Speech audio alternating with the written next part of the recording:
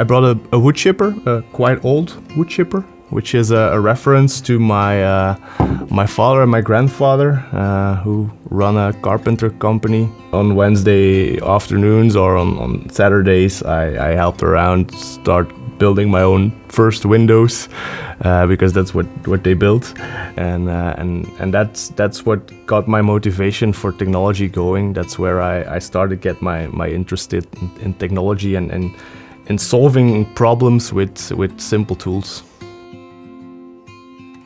I really opted for choosing civil engineering to move into the construction sector because that was in my blood, and I always thought I would be boots in the ground and start constructing buildings or bridges or whatever big construction you can imagine. So that was my first idea as a career path, but it turned out quite differently. I noticed during my master thesis that I wasn't necessarily happy with getting something to work, but I was very much interested in finding out why it exactly worked in this way and why it didn't work in any other way. And not only how it works, but how you can then use the knowledge that you gain during that research to actually solve problems. One of my skills seemed to be that I can make this translation of this very complex academic work into a very concrete example or a very concrete explanation. And that came to me as a bit of a surprise when my supervisor, my master thesis supervisor, came to me and asked whether I was interested in doing a PhD. And that's what got me into a PhD at the end. Doing science is actually the art of getting comfortable with not knowing, because if you get comfortable with not knowing the answers, then you are able to ask the right questions. The moment that I never will forget is related to that getting comfortable with not knowing. And that was on one of my first project meetings abroad, where I had to present some exercise that I had been doing for that project, and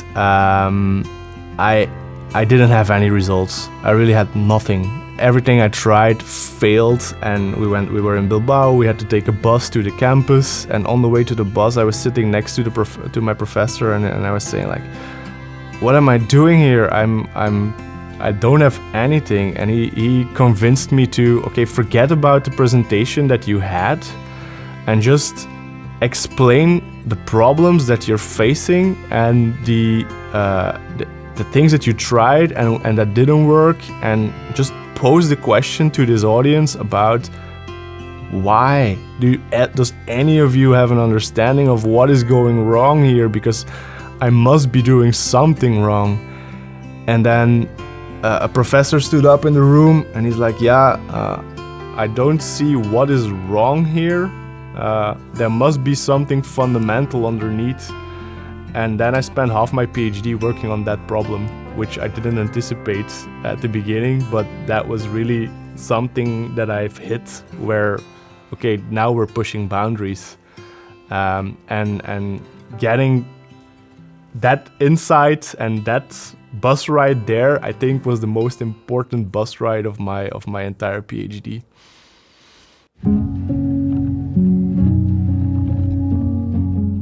After the PhD, I did a postdoc on a European project where I continued my position within Energyville.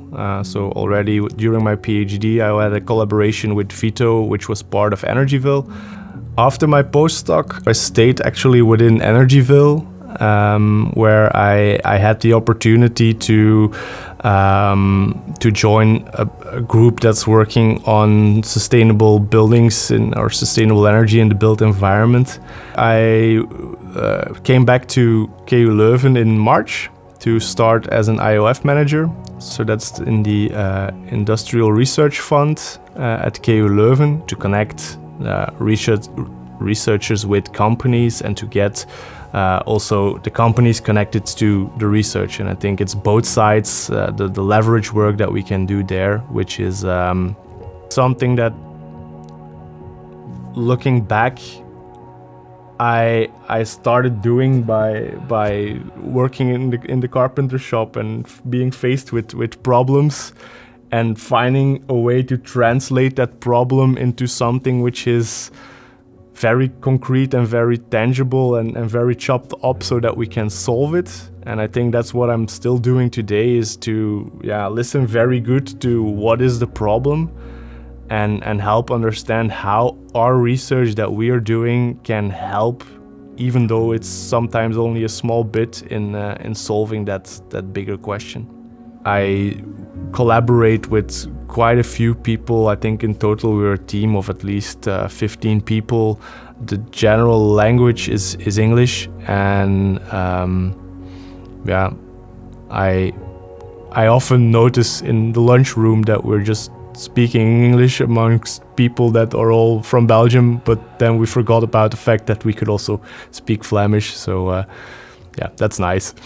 Doing my PhD prepared me for this job in the sense that I wouldn't be able to have this set of analytical skills and this set of scientific methodological skills that I have today without doing this PhD.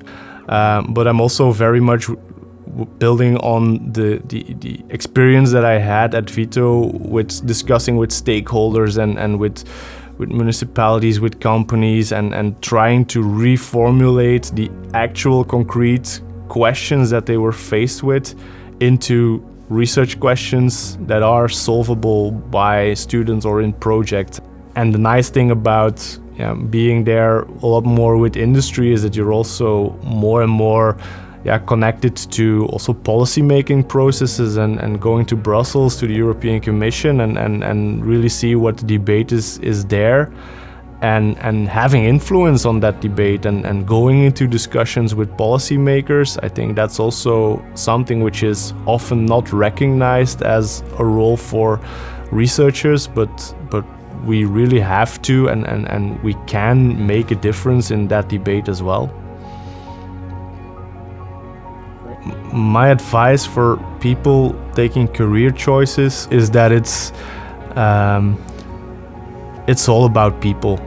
This opportunity came on my path because I noticed a LinkedIn post of a professor which I used to collaborate with during my PhD, and I recall okay, that was a nice collaboration. Let's just answer that message and see what comes out. And we had a very, very nice talk and a very interesting talk, and she explained me what the role as an IOF manager was, which I had no clue about it even existing. And that's how things came about. And it's about having these connections, having this network, and it sounds ugly, networking often, but it's about people, and I think that's something which is often underestimated. So surround yourself with interesting people that will make your life and your days so much nicer at work.